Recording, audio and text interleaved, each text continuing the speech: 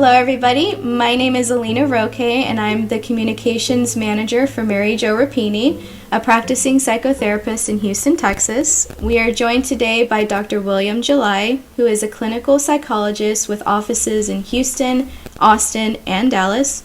In addition, Dr. July is an author, entrepreneur, and professor at the Houston Graduate School for Theology.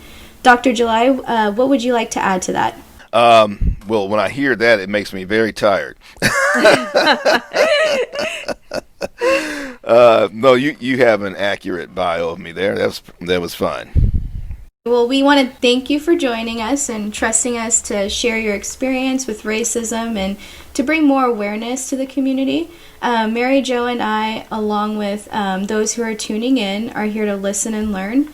Mary Jo, do you have anything you'd like to add? No, I'm just real excited about this. I'm hoping that this is going to be a project going forward that promotes healing and us coming together with all communities and understanding each other. I think storytelling has always been a great gift, and so we're hoping that, sharing stories from our Black brothers and sisters is really going to help us understand and work together to rebuild. Absolutely. And so with that being said, I'd like to just go ahead and start off with the first question we have here to go ahead and get the conversation going.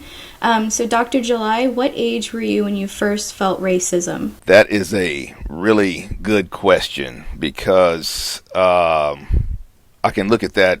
Let me look at that in several layers. Growing up Black in Houston, Texas, born in 1965, your parents give you that identity early out, and they help you. If it's done in a positive way, your parents help you identify that as who you are, and they start preparing you for how other people may not see you for the value of who you are. That was my personal experience. But that is not the perspective of the society I grew up in the 60s. I think if I go way back, I remember one story when I had to be about third grade. I was watching the news, the Eyewitness News, Channel 13, and there was a news report about how Black people were not going to be allowed to drink Borden's milk.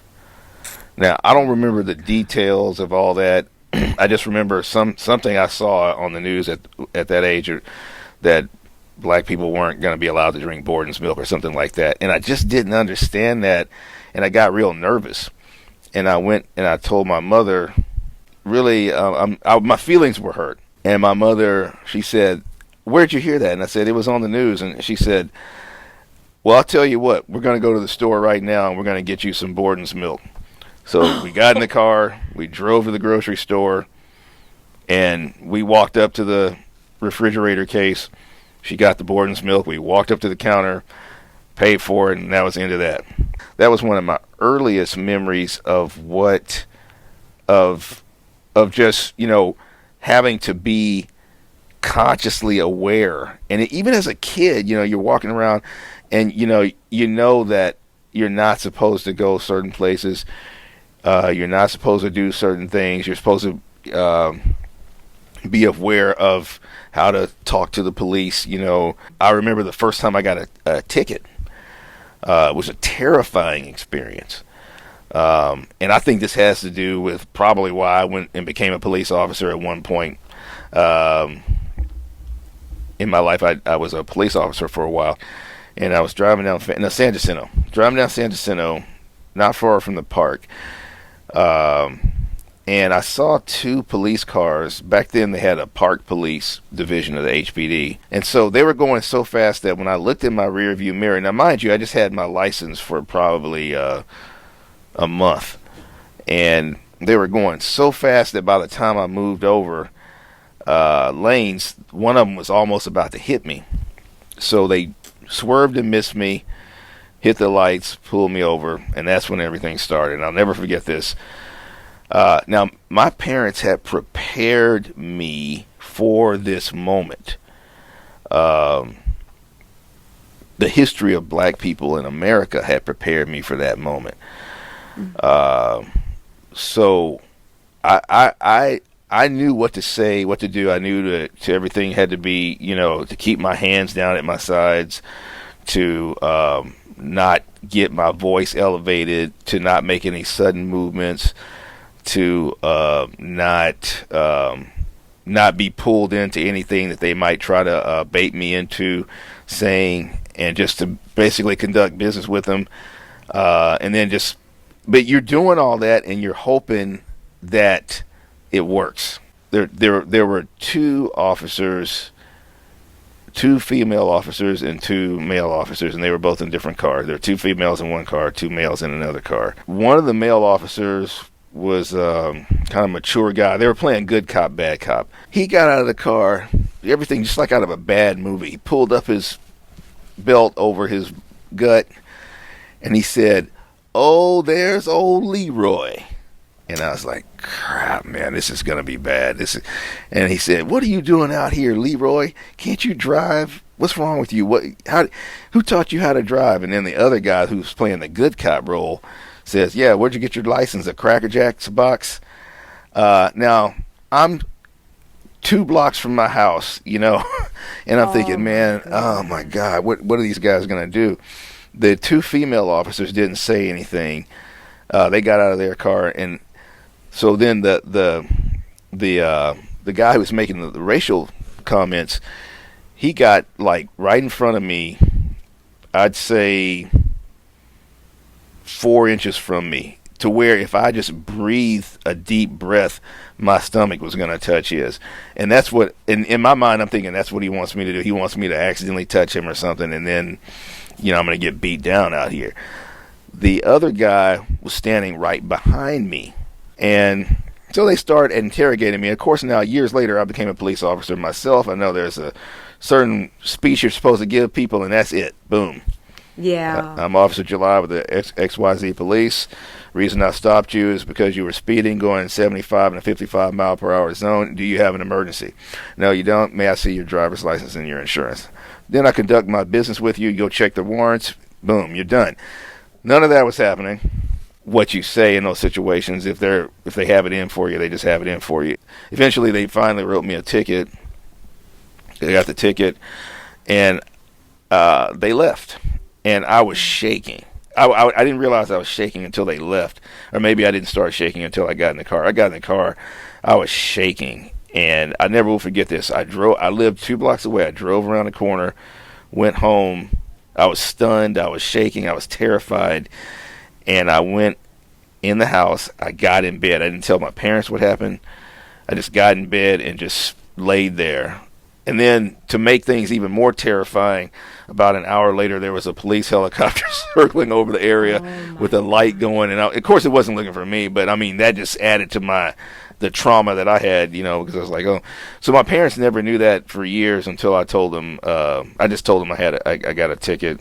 Unbelievable. Yeah, it was. Well, and it's really just scary. like, yeah, it's so scary, and that fear is very real, and it's still there. I mean, it's told to you from your parents who love you, and you understand. Like when you said, I knew exactly how to act. Yeah.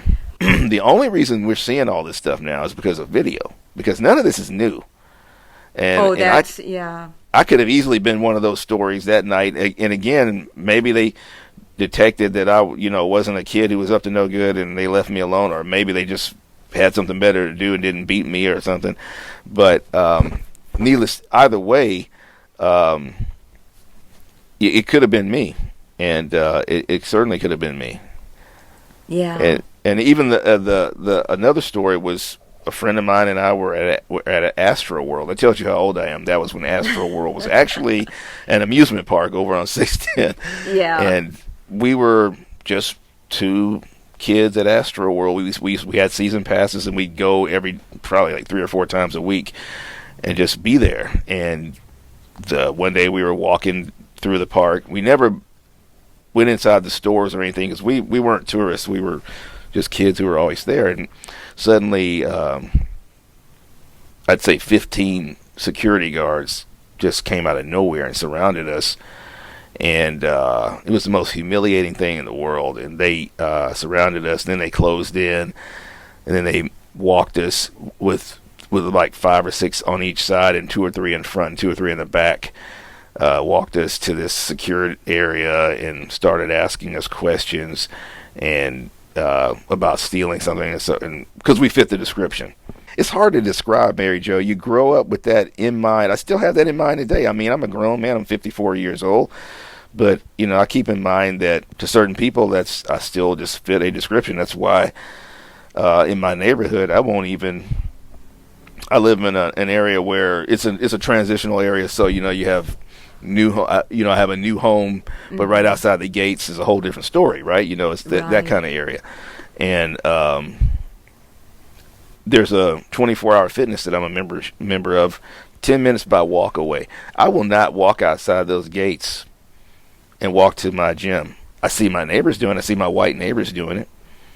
There's no way I'm going to do that, because once I walk outside of those gates, they don't see me as somebody who lives inside of those gates. They don't even know I live in there. They wouldn't believe I live in there.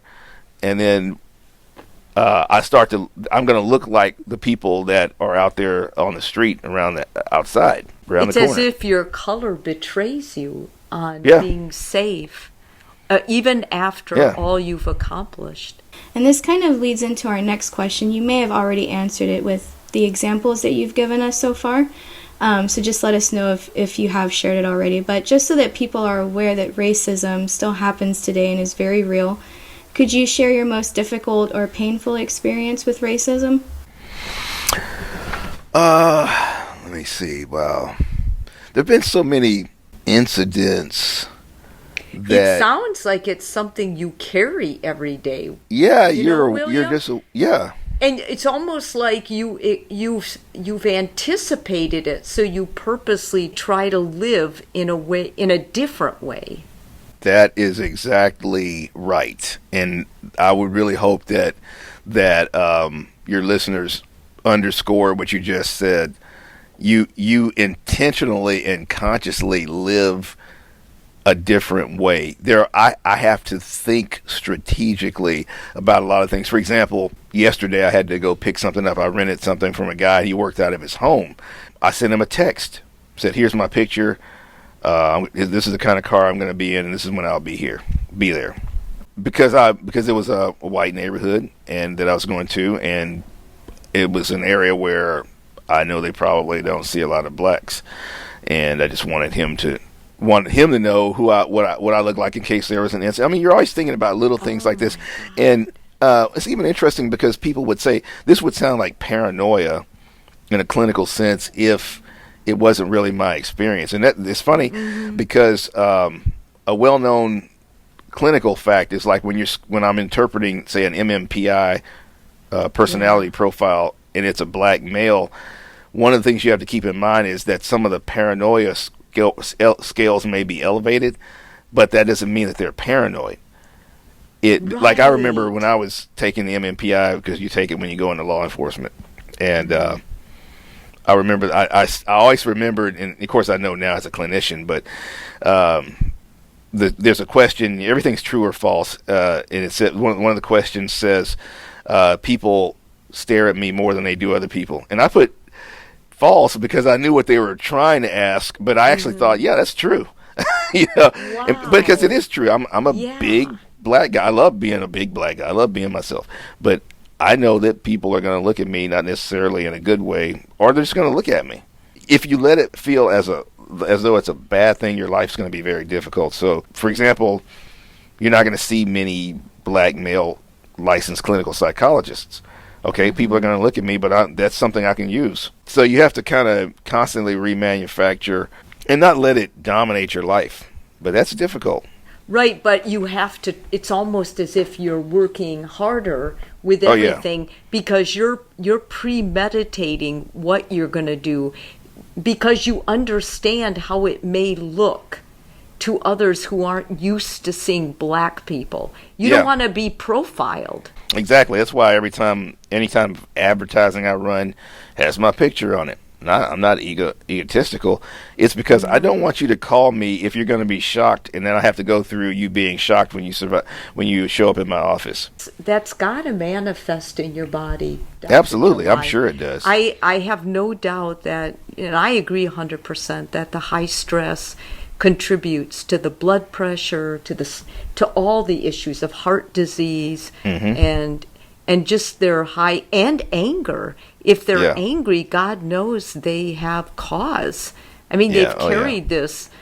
You said you grew up and you had great parents. Imagine growing up and just not knowing how to deal with it. Yeah. And not even imagine growing up, not having your parents there to teach you how to deal with this, or even seeing your parents give you bad examples of how to deal with it. It's just so I'm not surprised at what we see today. When you talk about the stress and the anger that everything has been put on you, it kind of leads us into the next question, where how do you think racism has limited your life? And if limited is not the best word, what would you replace it with? I appreciate the last part of what you said there, because it's definitely I did not let it limit me. I think it's forced me to look at to have that awareness that I have of who I am, but not to let other people limit me. I was going to say, just listening, William, it almost sounds like because you knew in advance, like you have such a good perspective, such a good intuition, that it made you prepare almost extra hard to get where you are, and then you used it. You used their faulty perception to almost propel you. Yeah, that's a great way to put it. And to put that, I feel like an old man with all these stories, Mary Jo. But well, you're not. So. A great example. Yes, right. I'm nowhere near. That's right. A good example of that reminded me of a story that will encapsulate what you just said. When I was in college, I was taking karate, and in fact, my teacher, my sensei, was Ron McNair, the astronaut who died in the Challenger accident, and he had a karate school, and he was an excellent sensei because it was truly about the mind, body, soul thing and learning from him, and he was an excellent sensei, and he was very tough too. There was a lot of racism at the tournaments, believe it or not, because if you, like, say for example, hit a guy, and it should have been a scored point, you didn't always get that point. And the thing that we learned was you have to hit them twice, or kick them twice in the right place, or hit them twice in the right place in order to get the point. And he said, don't complain about that. That's what you have to do. So it actually made you better. And you'll hear that same kind of story throughout the black community, that you always have to be one better. Just to summarize this question again, I'm hearing you talking about how instead of letting racism limit your life, you've taken on more of an awareness standpoint and having a different perspective on reality that's enabled you to not be limited by racism. And so what do you feel white people miss or don't realize about racism? I think there are different perspectives. I think some of it is that it's so difficult to see that very rational, intelligent people just don't see it, and just therefore, with no ill intent, just don't get it. And then we have intelligent dialogues like this, where you have intelligent people as yourselves who really sincerely just are saying, hey, tell me what this is about. Not saying it in a placating way, which is what I appreciate about this discussion, but just saying, I don't get it, man. Tell me about that. And that makes a lot of sense. And so I think it's that, and I think there is, and I hate to use pop terminology, but I think there is sometimes like a guilt factor. none of us like to feel guilty. Mary Jo, you know this. You see patients all the time who come through, and we will go through great pains, all of us, to not feel bad. And you'll rationalize. Oh yeah, and your brain's good at it. Yes, and I think. Not to interrupt your train of thought, but because we don't know how to talk about racism, we avoid it. We say, I don't want to be blamed. I wasn't in that group of people that took slavery, and I wasn't one of those. I never believed in that. And I think the Black community understands that we cannot go back, but going forward, we cannot stay silent either. Yeah. We have to be willing to listen and to try and understand the story. And that's where people like you really help us, Dr. July. You're right. Just having a conversation about something that you're not familiar with, and without feeling guarded and attacked. And then it's incumbent upon me, the person you're asking, for me to respond in kind and make it a discussion and not an attack or a time or an opportunity to grind an axe. Absolutely, and I appreciate your thoughts on the need for more like human-to-human discussion and interaction in general, just to have an open mind to be able to discuss and learn more. But we do have one final question as we wrap up. Do you have any opinion on what is most important for change and healing to occur going forward? For me, my opinion is simple. It comes back to person-to-person interactions. And yes, legislation is important. Yes, reforms are important. But my thing is about changing people at the personal level. Because when you talk about what happened to George Floyd, it was inhumane. And regardless of whether you're a police officer or whatever, you know that wasn't necessary. And that's what was so ugly about this. There wasn't anything happening in that video that the whole world saw. So again, if the ringleader would have been a humane person, that would have never happened. We wouldn't be having this discussion right now. So I think everything is starting with human-to-human interaction. I really love that, and I just am so grateful that you joined us. I'm grateful that you had me. Thank you again for joining us, and really appreciate you helping us create this awareness and having the courage to tell us everything that you did. Well, I appreciate the opportunity, and I think that's what it's going to take again for all of us to just speak up.